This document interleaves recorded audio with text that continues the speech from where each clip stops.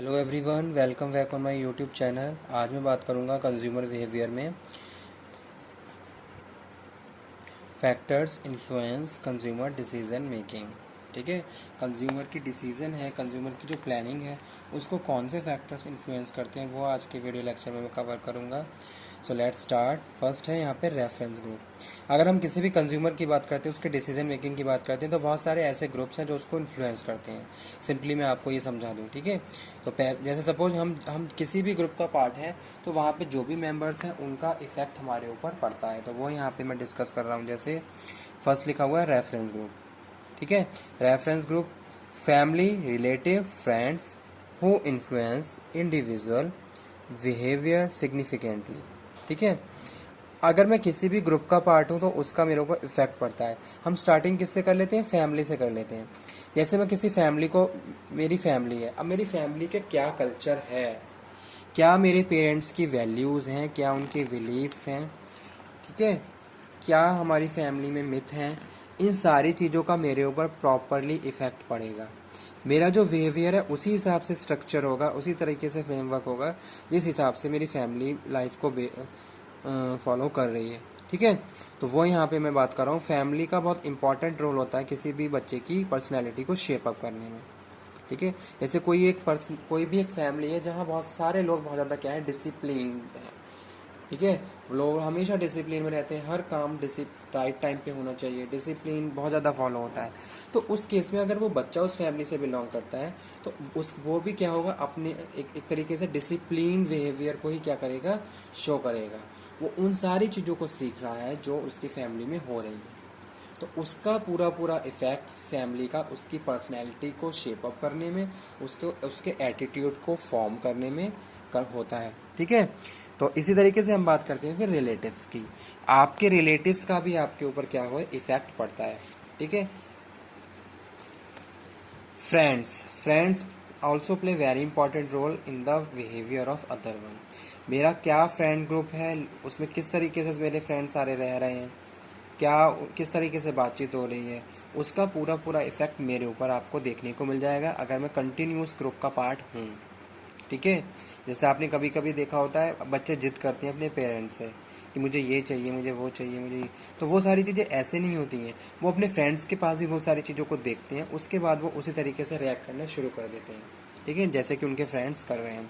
तो वो यहाँ पे हम बात कर रहे हैं who influence individual behaviour significantly. Primary और सेकेंडरी ग्रुप। प्राइमरी ग्रुप तो जैसे हमारी फैमिली ही है हमारे लिए, और सेकेंडरी ग्रुप जैसे कि हम किसी भी ऑर्गेनाइजेशन में जॉब कर रहे हैं, तो फैमिली का भी हमारे ऊपर प्रॉपर इन्फ्लुएंस हो रहा है। ठीक है, इसी तरीके से हम जिस सेकेंडरी ग्रुप जिस भी ऑर्गेनाइजेशन में काम कर रहे हैं, तो वहाँ पे जो जिन लोगों के साथ हम रह रहे हैं वो सब भी हमारे बिहेवियर को क्या कर रहे हैं, हमारी डिसीजन मेकिंग को इन्फ्लुएंस करते हैं। जैसे सपोज हमारा इंटरेक्शन है, suppose as a human being social interaction तो होता ही है। अब जब इंटरेक्शन हम करते हैं तो दूसरों के साथ हमारा कम्युनिकेशन बहुत ज़्यादा बढ़ जाता है, क्लोजनेस बढ़ जाती है। तो ये सारी चीज़ें कहीं ना कहीं हमारे ऊपर, हमारी बिहेवियर को क्या करती हैं, इन्फ्लुएंस करती हैं, हमारे एटीट्यूड को इन्फ्लुएंस करती हैं। ठीक है, तो वो यहाँ पे मैं बात कर रहा हूँ प्राइमरी और सेकेंडरी ग्रुप। फॉर्मल और इनफॉर्मल ग्रुप। फॉर्मल ग्रुप जैसा अभी मैंने डिसिप्लिन की बात करी थी, उसी तरीके से आप किसी भी ग्रुप का पार्ट हो, फॉर्मल ग्रुप है, तो आप बहुत उस ग्रुप में जो अगर आप हो तो आप सारे रूल्स एंड रेगुलेशन को फॉलो कर रहे हो, जो भी स्टैंडर्ड है उनको प्रॉपर यूज फॉलो कर रहे हो। ठीक है, अगर इनफॉर्मल ग्रुप की बात करें तो उस ग्रुप में जो क्या है, सारे लोग क्या है, बहुत ज़्यादा इनफॉर्मल बिहेव कर रहे हैं, तो आपका बिहेवियर भी उसी हिसाब से क्या होगा, टाइम टू टाइम चेंज होता रहेगा। तो वो मैं यहाँ पे बात कर रहा हूँ फॉर्मल और इनफॉर्मल ग्रुप। एस्पिरेशनल और non aspirational inspiration also effect individual behaviour. ठीक है, क्या आपकी एस्पिरेशन है, किस तरीके से आप अपनी लाइफ को स्पेंड कर रहे हो, तो वो सारी चीज़ें भी इन्फ्लुएंस करती हैं कंज्यूमर को। Reference group influence individual normative, value experience और इंफॉर्मेशनल। ठीक है, रेफरेंस ग्रुप कैसे इन्फ्लुएंस करता है इंडिविजुअल को, नॉर्मेटिव। पहली चीज़ क्या है, नॉर्मेटिव। नॉर्मेटिव में बात कर रहा हूँ किसकी, वैल्यू, बिलीव्स और चेंजेस की। ठीक है, कि किसी भी एक इंडिविजुअल के क्या वैल्यूज़ हैं, क्या बिलीव्स हैं। अब मैं ऐसी फैमिली को बिलोंग करता हूँ जो वहाँ पे बहुत ज़्यादा रिचुअल्स फॉलो किए जाते हैं, तो वो सारी चीज़ें अपने आप ही मेरे अंदर शामिल हो जाएंगी। ठीक है, जो मैं देखता आ रहा हूँ उन सारी चीज़ों को एक टाइम के बाद मैं भी फॉलो करना शुरू कर दूँगा। तो वो इस तरीके से मैं बात कर रहा हूँ नॉर्मेटिव ग्रुप की, कि जो भी हमारी वैल्यूज़ हैं बहुत। अब एक फैमिली ऐसी है जहाँ कुछ भी रिचुअल्स फॉलो नहीं होते, बहुत ज़्यादा फ्री हैं सब लोग, तो उस हिसाब से जो वहाँ पे जो भी इंडिविजुअल है वो भी उस हिसाब से वहाँ पे रिएक्ट करेगा। जो हमने देखा उसी को हम क्या करते हैं, फिर फॉलो करना शुरू कर देते हैं। तो नॉर्मेटिव ग्रुप में हम बात कर रहे हैं वैल्यूज़ बिलीफ और चेंजेस की। ठीक है, वैल्यू एक्सपेंसिव में हम बात कर रहे हैं साइकोलॉजिकल एसोसिएशन। जैसे सपोज किसी भी फैमिली में एक बंदा, एक जो गार्जियन पेरेंट्स है बहुत ज़्यादा डोमिनेंट है। ठीक है, अब डोमिनेंट है तो उसका पूरा पूरा इफेक्ट उस बच्चे पे पड़ेगा जो उस फैमिली में रह रहा है।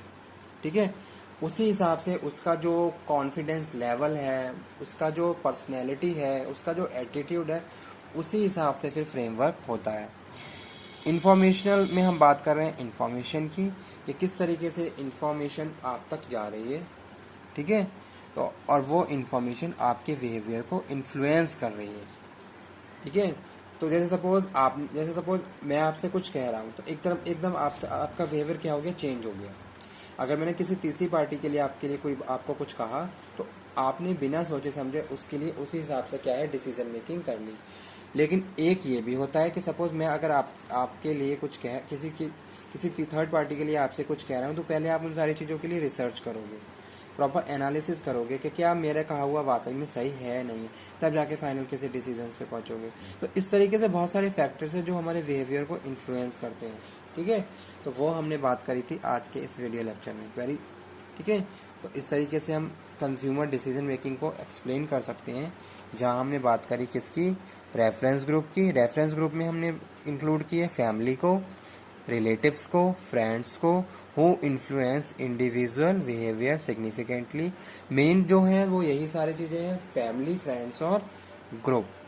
ठीक है, आपकी फैमिली क्या है, आप किस फैमिली से बिलोंग करते हो, आपके रिलेटिव्स, आपके फ्रेंड्स, आपके प्राइमरी ग्रुप, आपका सेकेंडरी ग्रुप, आपका जो भी आप इनफॉर्मल ग्रुप में रहते हो, एस्पिरेशनल, नॉन एस्पिरेशनल, सारे ही फैक्टर्स क्या है हमारी डिसीजन मेकिंग को क्या है इन्फ्लुएंस करते हैं। जैसे एग्जांपल कोट करता हूँ, मुझे क्या करना है, मुझे कोई न्यू कार खरीदनी है। ठीक है, अब क्या है, वेरी एक्सटेंसिव है, वेरी एक्सपेंसिव डिसीजन है मेरे लिए। तो उस केस में मेरी फैमिली भी वहाँ पे इन्वॉल्व है, मेरे रिलेटिव्स भी इन्वॉल्व हो सकती हैं अगर मुझे किसी से कुछ इन्फॉर्मेशन चाहिए, और मेरे फ्रेंड्स ने तो मुझे सजेस्ट कर ही रहे हैं कि किस तरीके से मैं इन सारी चीज़ों के लिए फाइनल एक डिसीजन ले सकता हूँ। ठीक है, तो इस तरीके से जो भी हमारे ग्रुप हैं वो हमारे बिहेवियर को इन्फ्लुएंस करते हैं, और उसका पूरा पूरा इफेक्ट हमारी डिसीजन मेकिंग पे पड़ता है। ठीक है, तो इस तरीके से हम इस वीडियो लेक्चर को कवर करते हुए आगे बढ़ते हैं। इस वीडियो लेक्चर को हम यहीं पे ख़त्म करते हैं।